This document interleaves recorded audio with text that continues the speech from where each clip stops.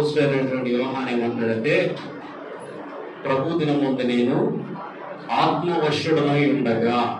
Sunday ఏంటంటే మనకి బయటకి హాలిడే, మనకి హోలీడే. ఆత్మ చేత నింపబడి ఉండాలి. ఆదివారం అనగానే మనము శనివారం నుంచి మన సిద్ధపాటు స్టార్ట్ కావాలి. ప్రభు దినం అంతా కూడా మనం దేవుల్లో ఉండాలి. ఆత్మవశుడనై ఉండగా అంటే we should be filled with the Holy Spirit. పరిశుద్ధాత్మ శక్తి చేత మనము నింపబడాలి. యెషయా గ్రంథము 52వ అధ్యాయము 1 నుంచి 6 వచనాలు మనం చదువుకుందాం. హిస్టారికల్ బ్యాక్గ్రౌండ్ మనం చూసినట్లయితే యెషయా ఈ మాటలు రాస్తా ఉన్నాడు. ఎవరికి తెలుసా? ఎవరికి చెప్తా ఉన్నారంటే, చెరపట్టబడినటువంటి ఇశ్రాయేలీయులతో దేవుడి మాట రాస్తా ఉన్నాడు. యెషయా ఏ కాలం నాటికి చెందినటువంటి వాడంటే, బబులోను వారు అనగా ఎవరు? బబులోను అనగానే మనకు ఎవరు గుర్తు రావాలి? ఏ రాజు గుర్తు రావాలి? నెబుకద్నెజరు. ఈ నెబుకద్నెజరు వచ్చి ఏం చేశాడంటే, ఇశ్రాయేలీయుల్ని పట్టుకుని వెళ్ళిపోయాడు, చెర తీసుకుని వెళ్ళిపోయాడు. దగ్గరగా 2 లక్షల మంది ఇశ్రాయేలీయులను యెరూషలేము నుంచి తీసుకుని ఎక్కడికి వెళ్ళిపోయాడు? బబులోను దేశానికి తీసుకెళ్ళిపోయాడు. ఆ బబులోనులో వాళ్ళు ఏం చేస్తున్నారంటే, వెట్టి చాకిరీ చేస్తున్నామన్నారు. కొంతమంది మంచి పొజిషన్ లో ఉన్నారు, రకరకాలుగా వాళ్ళ చేత పనులు చేయించుకుంటా ఉన్నారు. ఆ టైంలో యెషయాకు దేవుని వాక్కు వచ్చి ఏమని సెలవిస్తా ఉందంటే, ఫస్ట్ ఏం మాట్లాడుతున్నారంటే, సియోను లెమ్ము. ఏమని చెప్తున్నారంటే, సియోనుకు దేవుడు రైస్ అంటే సియోనుకు ఉన్నటువంటి ఆ హోప్ అనేది నశించిపోయింది. ఇక మనం వెనక్కి వెళ్ళలేము. బ్రతుకు కాలం అంతా మనం ఇక్కడ వెట్టి చాకరీ చేయాల్సిందే. మనం బందీలుగా తేపడతాం, వీళ్ళు కుదురుతారు మనల్ని అని చెప్పి ఒక నిరాశ నిస్పృహలో ఉన్నటువంటి ఆ ఇశ్రాయేలీయులకు దేవుడు ఏమని సెలవిస్తున్నాడంటే, సియోను లే. దేవుడు చెప్పేటటువంటి మాట ఉదయకాల సమయంలో ఏమని చెప్తున్నాడు? లేచిన తర్వాత ఏం చేయాలంట? వీళ్ళు నీ బలము ధరించుకును. పరిశుద్ధ పట్టణమైన యెరూషలేమా, నీ సుందర వస్త్రములను ధరించుకొనుము. ఇక మీదట సున్నతి పొందిన వాడు ఒకడైనను అపవిత్రుడు ఒకడైనను లోపలికి రాడు. ధూళి దులుపుకొనుము. యెరూషలేమా, లేచి కూర్చుండుము. చెరపట్టబడిన సియోను కుమారి, ఈ మెడకట్లు విప్పి వేసుకును. ఏమని సెలవిస్తున్నాడంటే, యెరూషలేము చూస్తే పాడైపోయింది, మందిరము చూస్తే కూలగొట్టబడింది, ఎలాంటి హోప్ లేదు, ప్రార్థన అనుదిన బలి జరగట్లేదు, ఏం చేయాలో ఇశ్రాయేలుకి అర్థం కావట్లేదు. అలాంటి టైంలో దేవుడు చెప్పేది ఏంటంటే, నీవు లేచి నీ బలము ధరించుకును. ఎందుకంటే దేవుడు విమోచించేటటువంటి టైం అనేది ఆసన్నమైపోయింది. మరలా మిమ్మల్ని దేవుడు వెనక్కి తీసుకుని వెళ్తాడు. మరలా మీరు యెరూషలేమునకు తీసుకువెళ్ళబడతారు. మరలా మీ అనుదిన బలి అనేది స్టార్ట్ అవుతుంది. ఏ మందిరం అయితే కూల్చబడిందో తిరిగి ఆ మందిరము మరలా కట్టబడేటటువంటి సమయము ఆసన్నమైంది. కాబట్టి ఇక అప్పుడు దాకా ఏ స్థితిలో ఉన్నారంటే, పడిపోయిన స్థితిలో ఇశ్రాయేలు ఉంది, పడద్రోయబడినటువంటి స్థితిలో ఇశ్రాయేలు ప్రజలు ఉన్నారు. దేవుడు చెప్పేటటువంటి మాట ఒకటే, లే. ఈ ఉదయకాల సమయంలో దేవుడు నీతో నాతో మాట్లాడేటటువంటి మాట ఏంటో తెలుసా? మనం కూడా అనేక మార్లు ఎలాంటి స్థితిలో ఉన్నామంటే, పడిపోయిన స్థితిలో మనం ఉండొచ్చు. అపవాదిగాడు మనల్ని పడద్రోయబడినటువంటి స్థితిలో మనం ఉండొచ్చు. మన స్థితి నేల మట్టానికి ఉండొచ్చు. కానీ దేవుడి ఉదయకాలంలో ఏమని చెప్తున్నాడంటే, లే. క్రైస్తవులుగా మనం చేయాల్సిన పని ఏంటంటే, అనేక మార్లు అనుకున్న పనులు మనకు జరగవు. ఒకటి తెలుస్తాం, మనకు ఇంకోటి తగులుతుంది, ఇంకోటి ఎదురవుతుంది. జీవితకాలంలో చాలా చిరాకు వస్తుంది.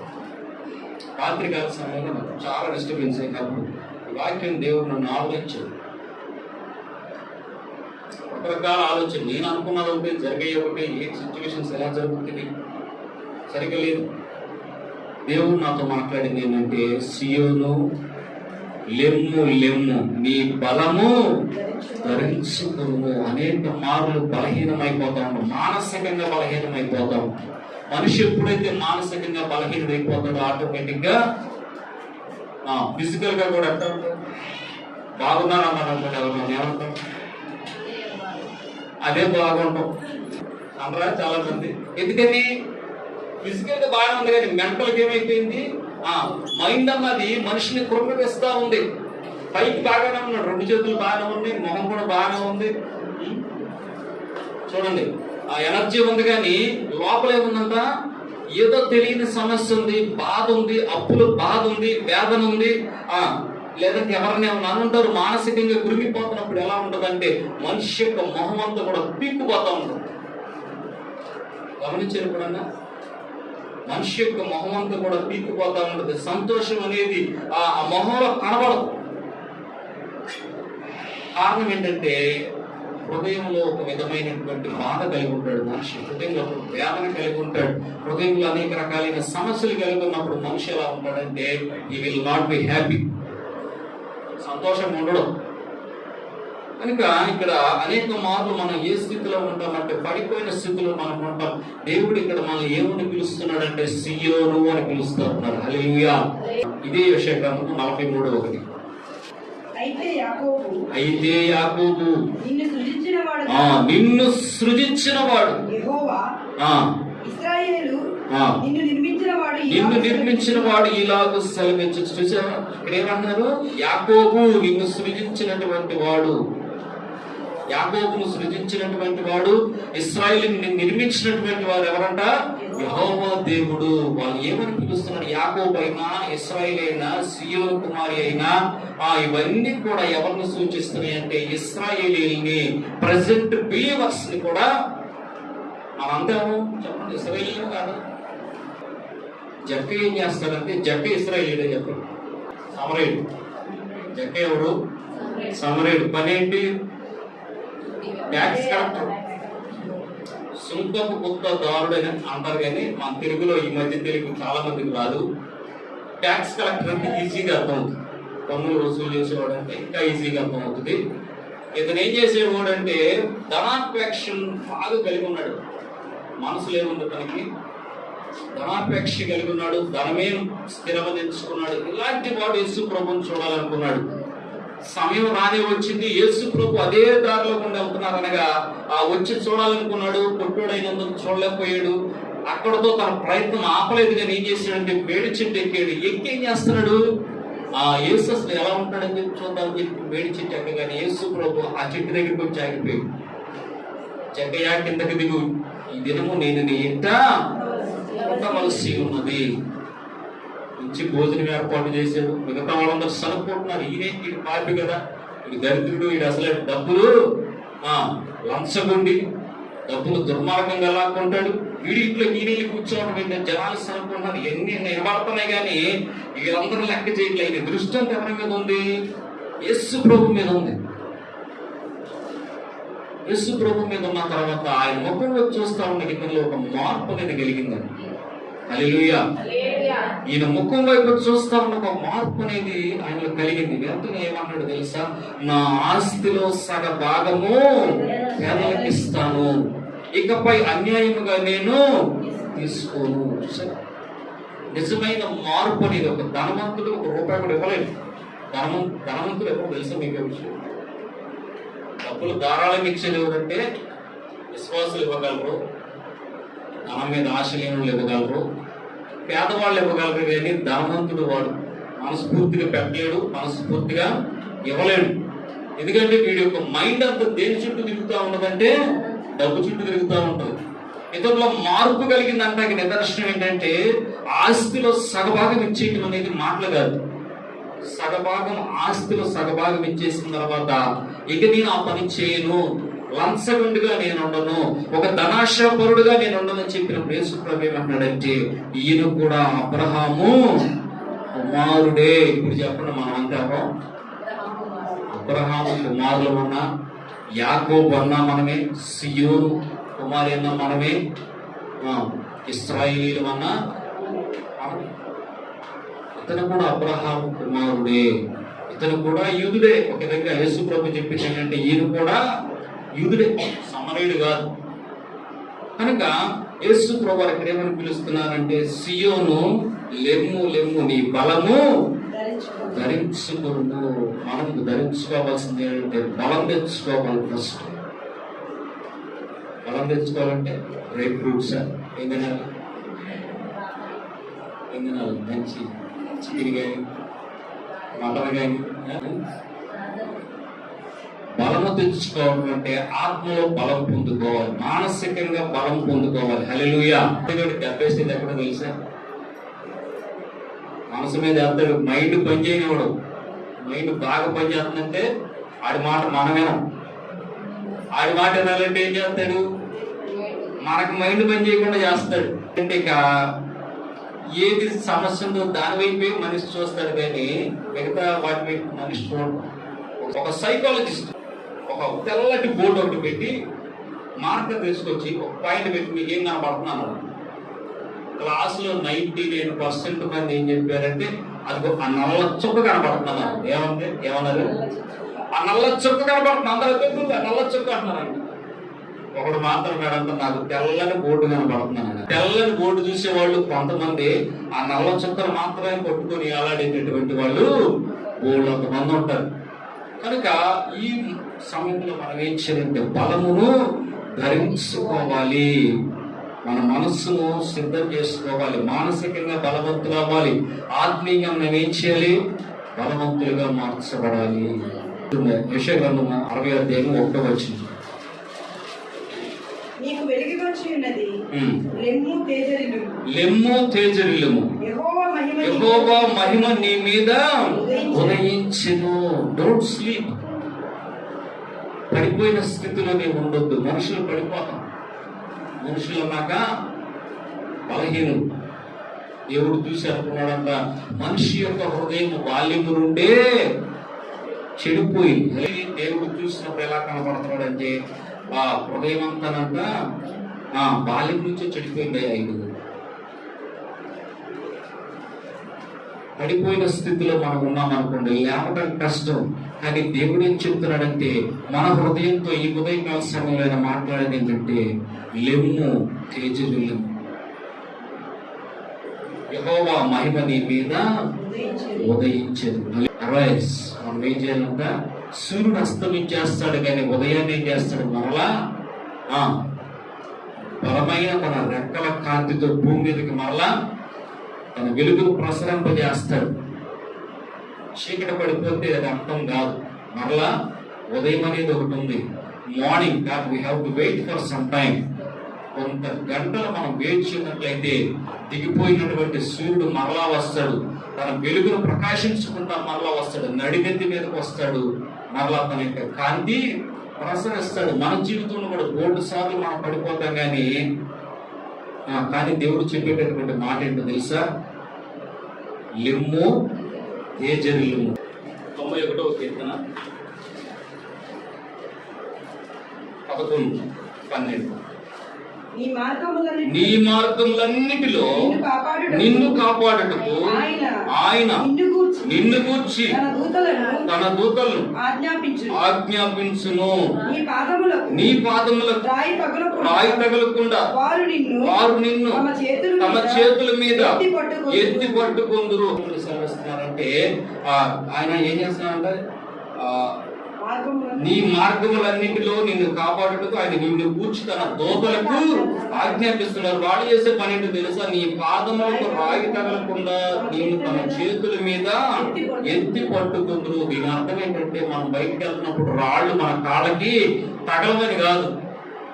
తగులుతే లేదా బయటికి వెళ్తుంటే కాళ్ళకు ఒక్కోసారి తక్కువ దూరం తగులుతుంది, ప్రాణం పోయినట్టు బాగా నొప్పి వచ్చేస్తుంది. మరి వాక్యం ఏం చెప్పింది? ఫిజికల్ గా తగిలే దెబ్బలు కాదు. ఆత్మీయ జీవితంలో నీ వెళ్తున్నప్పుడు నీకు ఒక శోధన, బలమైన శోధన నీకు ఎదురైందనుకో, ఎలా ఉంటుంది? నేనే వెళ్తున్నానండి, బయటికి వెళ్తానుండగా బలమైన రాయి నా కాలుకి తగిలితే గోరు లెగిసిపోతే నా ప్రయాణం సాగుతుందా సాగదా? బలమైన రాయి తగిలింది, గోరు లెగిసిపోయింది, రక్తం కారిపోతుంది, నేను ఒక అడుగున్నా ముందుకేయగలనా? నేను ఆగిపోతా అక్కడదు, రక్తం కారిపోతూ ఉంటది, విలకల్లాడిపోతా ఉంటా నొప్పికి, ఒక్క అడుగు కూడా ముందుకే ఇయలేదు. నేను నా ఆత్మీయ ప్రయాణంలో కూడా ఒక బలమైన శోధన నాకు ఎదురైనప్పుడు, ఆ శోధన నన్ను ఇబ్బంది పెట్టినప్పుడు నా ఆత్మీయ జీవితం సాగదు, ముందుకు ఒక స్టెప్ కూడా వేయలేదు. దేవుడు అలాంటి వాటి నుంచి నన్ను తప్పిస్తానని చెప్పి ఆయన వాగ్దానం చేస్తాను. మనకు తెలియదు కానీ ప్రతి ఒక్క విశ్వాసికి కూడా ఒక్కొక్క దూతను ఆయన ఆజ్ఞాపిస్తారంట. హల్లెలూయా. ఆ దూత ఏం చేస్తారంటే మనల్ని ఆత్మీయ జీవితంలో పడిపోకుండా, మరలా తిరిగి మన బలహీనతల వైపు పడిపోకుండా ఆయన నిరంతరం కూడా అక్కడ దూతలకు ఏం చేస్తా ఉంటాడంటే ఆజ్ఞాపిస్తా ఉంటాడు. ఎందుకంటే శోధన అనేది మరలా వస్తుంది. సైతాను సిగ్గులేనాడు. యోబు దగ్గరికి వచ్చినప్పుడు మొట్టమొదటిసారి ఆగిపోలా. నా సేవకుడైన యోగుల గురించి నువ్వు యోచించావా అన్నప్పుడు ఏమంటాడు తెలుసా? నువ్వు అన్ని ఇచ్చావా ఆయనకి? భూమి దానికి ఏం తక్కువ, ఆస్తి తక్కువ, పూజ దేశం అంతట్లుగా ఆయన గొప్పోడుగా నువ్వు దీవించావు. కానీ గొర్రెలు దీవించావు, ఎడ్లు దీవించావు, ఒంటలు దీవించావు, గాడిదలు దీవించావు, స్థలాలు, పొలాలు, బంగారం అన్ని దీవించావుగా. కుమారులు ఇచ్చావు, కుమార్తెలు ఇచ్చావు, ఇంకేంటి? హల్లెలూయా స్తోత్రం అంటే తీసే అంటాడు చూడు. సరే, పర్మిషన్ గ్రాంటెడ్. సుడిగాలాగా వచ్చి మొత్తం వెళ్ళిపోయాడు. ఇల్లు కూలిపోయి పిల్లలు చచ్చిపోయారు, పొలంలో ఉన్నటువంటి గొర్రెలు చచ్చిపోయింది, ఎడ్లు చచ్చిపోయింది, కట్టబడినటువంటి గాడిదలు చచ్చినాయి, ఒంటెలు చచ్చినాయి.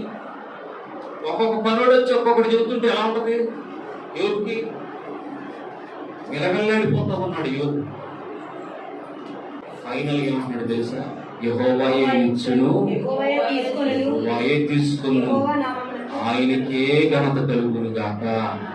మరలా వచ్చి నీకు తిరిగి కొన్ని నెలలు అయ్యాక తినడానికి తిండి లేక బాధపడతా యోగు ఉన్నటువంటి సందర్భంలో అవన్నీ చూస్తా సంతోషిస్తాం. మరలా వచ్చి ఎక్కడి నుంచి వచ్చారంటే చెప్తున్నాడు, భూమి మీద అటు ఇటు తిరిగి ఇక్కడికి వచ్చాం. ఏంట్రా యోగు సంగతి ఆలోచన చేసావా? అదిగో ఆస్తి పోయినాక చూసావా? నా కొరకు నిలబడ్డాడు. మరి మంచి ఆరోగ్యం ఇచ్చావుగా. మనిషికి ఆరోగ్యం అంటే ఇంకేం కావాలి? ఆరోగ్యమే మహాభాగ్యం అంటున్నారు కదా, ఇంకేంటి? సరే, ప్రాణం మీద తప్పించి శరీరం మీద అధికారం చెప్పు. చూసారా, వాడి పని ఏంటంటే ఎప్పుడు కూడా అపవాది యొక్క మైండ్ అంతా ఏంటంటే ఒక మనిషిని పడేయాలి. ఎట్టి పరిస్థితుల్లో నీ ఆత్మని నరకానికి తీసుకుని వెళ్ళిపోవాలి. వాడి అపవాది యొక్క మైండ్ ఎప్పుడు కూడా అలానే ఉంటుంది. ఎక్కడైతే ద్రోహం ఉంటే అక్కడ నాశనం ఉంటుంది, నెమ్మది ఉండదు, కుటుంబాన్ని నాశనం చేసేస్తుంది. ఇక్కడ కూడా ఏంటంటే ఈ అపవాది ఏం చెప్పాలి, వాడి పని ఏంటంటే తన బిడ్డలను ఆత్మీయ స్థితిలో పడేయాలి. అందుకని దేవుడు ఏం చేస్తాడంటే తన దూతలకు సెలవిస్తున్నాడు, ఆజ్ఞాపిస్తున్నాడు. ఏంటంటే వారి పాదములకు రాయి తగలకుండా కాపాడు. మార్లు దెబ్బలు తగులుతాయి కానీ మా దేవుడు ఏం చెప్తున్నాడంటే, సెలవిస్తున్నాడంటే నీవు లేచి నీ ప్రయాణాన్ని కొనసాగించు, నీ ఆత్మీయ ప్రయాణాన్ని నీవు కొనసాగించు. చూడండి, రాజులు 1 గ్రంథం 18:46 ఒకసారి చూద్దాం. యెహోవా హస్తము ఏలియాను బలపరచగా అతడు నడుము బిగించుకొని ఆహాబు కంటే ముందుగా పరిగెత్తుకొని పోయి ఇజ్రాయేలు గుమ్మమునకు వచ్చెను. స్పీడ్ కు పరిగెడితే మనుషులు స్పీడ్ కు పరిగెడతారండి. ఇక్కడ ఆహాబు దేని మీద వచ్చాడు తెలుసా? ఆహాబు రథం మీద వస్తున్నాడు. 3 గుర్రాలు కలిపి ఒక రథం తయారైతే దాని మీద ఫాస్ట్ గా వెళ్తున్నాడు. యెహోవా హస్తం ఏం చేస్తున్నాడు ఇక్కడ? యెహోవా హస్తము ఏలియాను బలపరచగా. ఉదయకాల సమయంలో ఏంటంటే దేవుని దగ్గర నుంచి వచ్చే బలాన్ని మనము పొందుకోవాలి. ఎప్పుడైతే దేవుని హస్తము ఏలియాను బలపరిచిందో, పరిశుద్ధాత్మ దేవుడు ఎప్పుడైతే ఏలియా మీదకి దిగి వచ్చాడో, దేవుని బలాన్ని అతను పొందుకున్నాడో, వెంటనే తన యొక్క శరీరంలో మార్పు కలిగిందో, పరిగెత్తడం స్టార్ట్ చేశాడు. ఈ బిగన్ టు రన్. నడవడం కాదు, గుర్రాల కంటే వేగంగా పరిగెత్తాడు, రథాల కంటే వేగంగా పరిగెత్తి వెళ్ళిపోయి ఇజ్రాయేలు గుమ్మం దగ్గర నిలబడ్డాడు అంటండి. హల్లెలూయా. ఎక్కడి నుంచి వచ్చింది బలం? ఉదయకాల సమయంలో దేవుడు సెలవిచ్చిందంటే బలమును ధరించుకో. ఉదయకాల సమయంలో మనం ధరించుకోవాల్సింది దేవుడిచ్చే బలాన్ని మనం ధరించుకోవాలి. దేవుడిచ్చేటటువంటి శక్తి మనం పొందుకోవాలి. సంసోను దేవుడు ఏర్పాటు చేసుకున్నాడు. సంసోను కట్టివేయబడ్డాడు. గాడిద మీద తీసుకెళ్తా ఉన్నారు. 2 చేతులు ముందుకు కట్టేశారు. గాడిద అయితే ముందుంది.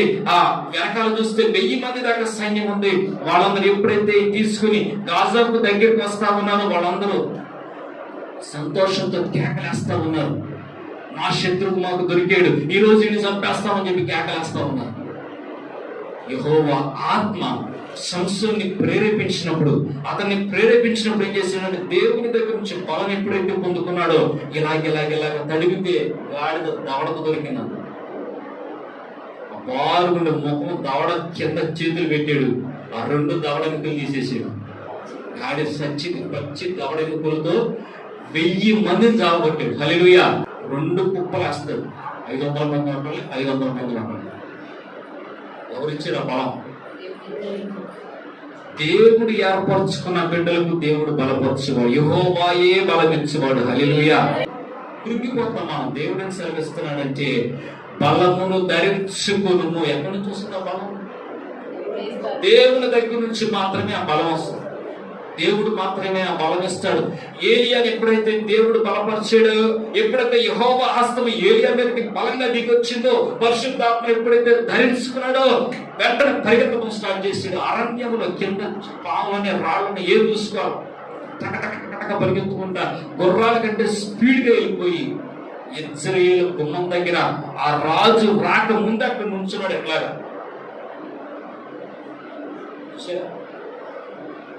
అలాంటి బలము మనం సంపాదించుకోవాలి. ఎలా వస్తుంది తెలుసా బలం?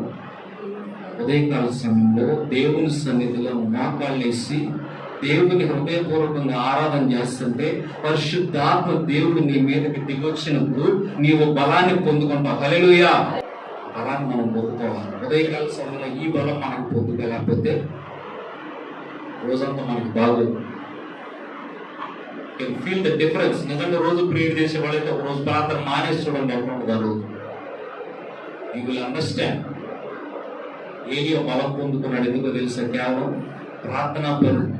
ప్రార్థనలో మాత్రమే you will receive the power, you will receive the strength, you receive the power of holy spirit. బలమును ధరించుకోవడం అంటే ఎక్కడి నుంచి కాదు, మోకాళ్ళేసి దేవుని సన్నిధిలో ప్రార్థన చేస్తే, ఏలియా ప్రార్థన చేసినప్పుడు ఏలియాకు శక్తినిచ్చిన దేవుడు ఈ ఉదయకాల సమయంలో నీకు కూడా శక్తిని ఇవ్వడానికి he's ready. Are you ready to receive? సిద్ధంగా ఉన్నారా? పొందుకోవాలి. దేవుడు ఇచ్చేటటువంటి ఆ యొక్క బలాన్ని మనం పొందుకోవాలి. లేదంటే బలహీనమైపోతాం. ఇక్కడేమంటాడంటే లేచి బలమును ధరించుకొనుము. పరిశుద్ధ పట్టణమైన యెరూషలేమా, నీ సుందర వస్త్రములను ధరించుకొనుము. ఇక మీదట సున్నతి పొందని వాడు ఒకడైనను అపవిత్రుడు ఒకడైనను నీ లోపలికి రాడు. హల్లెలూయా. ఇప్పుడు సెలవిచ్చేటటువంటి మాట ఏంటో తెలుసా? సుందరమైనటువంటి వస్త్రాలు మనము ధరించుకోవాలి. ఎలాంటి వస్త్రాలు ధరించుకోవాలంట? సుందరమైనటువంటి వస్త్రాలు మనం ధరించుకోవాలి. చూడండి 61, ఇదే యెషయా గ్రంథము 61:10 చూడండి. శృంగారమైన బాగా ధరించుకుని వెండి కుమారుని రీతిగాను ఆభరణములతో అలంకరించుకుని వెండి కుమారుని రీతిగాను ఆయన రక్షణ వస్త్రములు నాకు ధరింపజేసి ఉన్నాడు, నీతి అను పైబట్టను నాకు ధరింపజేసి ఉన్నాడు. కాగా యెహోవాను బట్టి ఆనందముతో నేను ఆనందించుచున్నాను. నా దేవుని బట్టి నా ఆత్మ ఉల్లసించుచున్నది. వస్త్రాలు ధరించుకోవడం అంటే ఎలాంటి అంట? ఆత్మీయమైనటువంటి వస్త్రాలు మనం ధరించుకోవాలి. శారీరకంగా కూడా చూడండి, మంచి వస్త్రాలు వేసుకుంటే ఎలా ఉంటది? బాగుంటామో లేవో? చింపిరి కుట్టినోడు బాగుంటాడా? మంచి బట్టలు వేసుకున్నాడు బాగుంటాడా? కత్తర బట్టలు వేసుకున్నవాడు బాగుంటారా? చింపిరి బట్టలు వేసుకున్నాడు బాగుంటాడా? పట్టు చీర కట్టుకున్నాడు బాగుంటారా? చిరిగిపోయిన చీర కట్టుకున్నాడు బాగుంటారా? సుందరమైనటువంటి వస్త్రాలు దేవుడు ఇక్కడేమన్నాడంటే ధరించుకోమని చెప్పి సెలవిస్తా ఉన్నాడు. ఎవరికి చెప్తున్నాడు? పరిశుద్ధ పట్టణమైన యెరూషలేమా. ఏమని సెలవిస్తున్నాడు? పరిశుద్ధ పట్టణమైన యెరూషలేమా. దేవుడు ఏమో సెలవిస్తున్నాడంటే సుందరమైనటువంటి వస్త్రములను నీవు ధరించుకో. నీతిమంతుడిగా తీర్పు తెచ్చబడాలంటే ఏం చేయాలి తెలుసా? ఫస్ట్ గా రక్షించబడాలి. హల్లెలూయా. రక్షించబడకుండా ఏమంటే నేను ఎంత కరెక్ట్గా ఉంటాను తెలుసా అన్నారు. ప్రొఫెషన్ ఎంత కరెక్ట్గా ఉంటాను తెలుసా? నేను మాట పడే మనుషులు అనుకున్నారా? ఎలా అలాంటి విన్నారు ఇప్పుడు బయట అడిగి తీసుకుంటా కానీ నేను ఎప్పుడు తప్పు చేయనమ్మా అన్నారా? మంచి అయితే ఇస్తాండి, లేకపోతే నేను అసలు అలాంటి నేను నమ్మనండి. నేను అలాంటి మనిషిని కాదండి. వ్యాపారస్తులు బయట చూసేటటువంటి వాళ్ళు మాట్లాడేటటువంటి మాటలు దేవుడు ఏం చెప్తున్నాడంటే రక్షణ వస్త్రం నీవు ధరించుకుంటే పైపట్టగా దేవుడు నీకు ఒకటి ఇస్తాడంట. అదేంటో తెలుసా? నీతి. హల్లెలూయా. రక్షణ అనేది మనిషికి కావాలి. రక్షణ ధరించి దేవుడు ఇస్తున్నాడంట. రక్షణ వస్త్రాలు ఎవరు ఇస్తున్నారు? దేవుడే ఇస్తున్నారు. ఇక్కడ ఏమంటున్నాడు తెలుసా? చూడండి ఇక్కడ బాగా ఆయన రక్షణ వస్త్రములు నాకు ధరింపజేసి ఉన్నాడు. దేవుడే ధరింపజేస్తాడు. నీతిని పైపటం నాకు ధరింపజేసాను కాగా యెహోవాను బట్టి మహానందముతో నేను ఆనందించుచున్నాను. నా దేవుని బట్టి నా ఆత్మ ఉల్లసించుచున్నది. ఎప్పుడు నీవు ఉల్లసిస్తావో తెలుసా? నువ్వు రక్షణ పొందాలి. ఫస్ట్ రక్షణ ఆనందం మనలో కలగాలి. దావీదు పాప 51వ కీర్తన ఏంటంటే తెలుసా? నాకు కలిగిన రక్షణ ఆనందమును నా యొద్ద నుండి తీసివేయొద్దు ప్రభు. రక్షణ ఆనందాన్ని మాత్రం నా నుండి తీసివేయొద్దు. వేడుకుంటున్నాడు దేవుడు. రక్షణ ఆనందం ఎలా ఉంటుందో తెలుసా? దినదినము నీకు సంతోషింపజేస్తుంది. దినదినము దేవుని సన్నిధిలో నీకు ఆనందాన్ని ఇస్తుంది. దినదినము నీలో ఒక నూతనమైన నిరీక్షణ కలుగజేస్తుంది. దినదినం ఆయన వైపు చూసే కను దృష్టిని కలుగజేస్తుంది. రక్షణ లేకపోతే భయపడ్డ సంగతి దేవుడు నరకానికి వెళ్ళిపోతాం. హల్లెలూయా. ఉదయకాల సమయంలో ఆలోచన చేయాలి. రక్షణ ముందుగా సంపాదించుకోవాలి. రక్షణ ధరింపజేసేది దేవుడే. రక్షణ లేకపోతే ఏం చేయాలి? ప్రార్థన చేయాలి. ప్రభువా నన్ను రక్షించు, నీ నామాన్ని నేను ఎరిగి ఉన్నాను, నాకు రక్షణ భాగ్యాన్ని కలిగి చేయనైనా ఇతరులాగానైనా నిత్య నరకాగ్నిలో ఆ ధనవంతుడు గనక నరకాగ్నికి వెళ్ళినైనా బాధపడుతున్న రీతిగా నేను బాధపడటానికి వీల్లేదు ప్రభువా. అంతరం అగ్ని పండ్లు కొరకడం ఇలాంటి నాకు అవసరం లేదు ప్రభువా. నేను రక్షించబడాలి అయ్యా. నా తండ్రి నన్ను ఒక పాత్రగా చేసి వాడుకొని నేను ప్రార్థన చేస్తే definitely God will save you. హల్లెలూయా. తర్వాతగా మనం చూసినట్లయితే ఏమంటున్నారంటే సున్నతి పొందని వాడు ఎవరెవరు లోపలికి రారంట. ఇక మీదట సున్నతి పొందని వాడు ఒకడైనను అపవిత్రుడు ఒకడైనను లోపలికి రాడు. మన దేహములు దేవునికి ఆలయం. ఈ ఆలయంలోకి ఎవరు రావాలంట? దేవుడే రావాలి. కానీ సున్నతి పొందనటువంటి వాడైనా కానీ అపవిత్రుడు కానీ షుడ్ నాట్ ఎంటర్. అంటే వేరొకరికి ఇందులో స్థానం లేదు. చూడండి ఒక్కసారి యోహాను పత్రిక 1వ పత్రిక 3:9 చూడండి.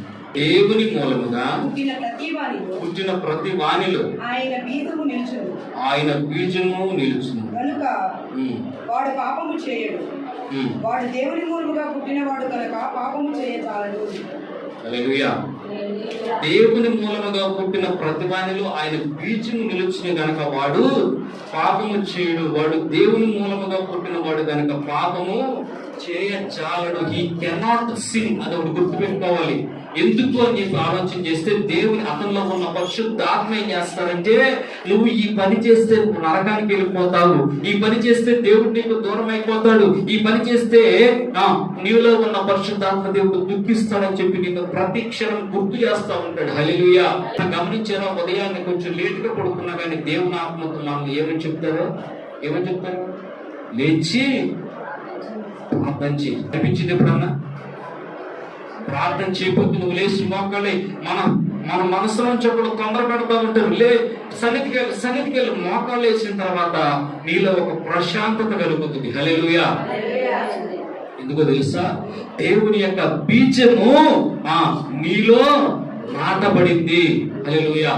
ఒక వ్యక్తి రక్షించబడ్డాడంటే తెలుసా, ఒక వ్యక్తి రక్షించబడ్డాడంటే ఈ planted A seed in heaven. పరలోక రాజ్యములకి ఒక గింజ నాటావు. ఆ గింజ ఫలించాలంటే భూమి మీద నీవు చేసే నీతి క్రియలు ఇతరుల ఎదుట ప్రకాశించాలి. నీవు చేసే ప్రార్థన, నీవు కన్నీరు గార్చి చేసే ప్రార్థన, నీ విశ్వాస జీవితం ఏం చేస్తుందంటే పరలోక రాజ్యంలో నీ ఫలాన్ని అధికం చేస్తుంది. హల్లెలూయా.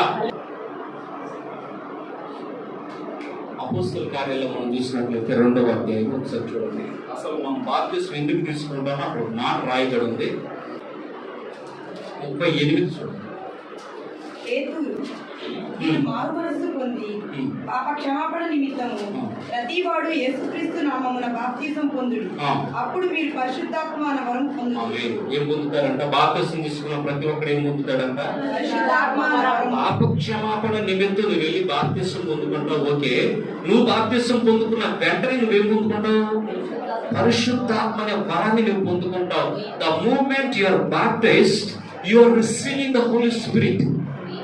పరిశుద్ధాత్మ దేవుని నీ హృదయంలోకి నీవు ఆహ్వానిస్తున్నావు. పరిశుద్ధాత్మ దేవుని బాప్తిసం పొందిన క్షణం నుంచి ఆయన నీలో నివసించడం స్టార్ట్ చేస్తాడు. ఎప్పుడైతే ఆయన నీలో నివసించడం స్టార్ట్ చేస్తాడో యు విల్ సెన్స్ ఇట్. ఎలా అంటే దేవుడు ఉదయాన్నే నిన్ను లేపుతాడు, ప్రార్థనలో కూర్చోబెడతాడు. ప్రార్థన లేకపోతే నీలో నెమ్మది ఉండదు. ఒక చిన్న తప్పు చేసిన నీ మనస్సాక్షి నిన్ను పదే పదే పదే పదే గద్దిస్తా ఉంటది. నీవు చేసే క్రియలు వాక్యంతో పోల్చబడతాయి. నువ్వు చేసింది తప్పుని తెలుసుకుంటావు, వెంటనే నువ్వు పశ్చాత్తాపడతావు, దేవుని క్షమాపణ అడుగుతావు. ఈ ప్రాసెస్ అంతా ఎప్పుడు స్టార్ట్ అవుతుందంటే నువ్వు బాప్తిసం తీసుకున్న తర్వాత. నిజంగా పాప క్షమ గుడ్డుంటి బాప్తిసం. కొంతమంది ఏమో గుడికి బయటపోతారు. అది కాదు. నిజంగా మనం కనుక రక్షణ పొంది బాప్తిసం తీసుకున్నట్లయితే ఈ ప్రాసెస్ అంతా నీలో జరుగుతూనే ఉంటది. ఎప్పుడు దాకా తెలుసా? Till you reach heaven. దేవుని దగ్గరికి నువ్వు చేర్చబడే అంతవరకు కూడా ఇదంతా కూడా డైలీ రొటీన్ గా మార్చబడతాం. కనుక మనం ఏం చేయాలంటే సున్నతి పొందనటువంటి వాడికి అవకాశం ఇవ్వకూడదు, అపవిత్రుడికి అవకాశం ఇవ్వకూడదు, పాపానికి మన జీవితంలో ఆస్కారం ఉండకూడదు. హల్లెలూయా.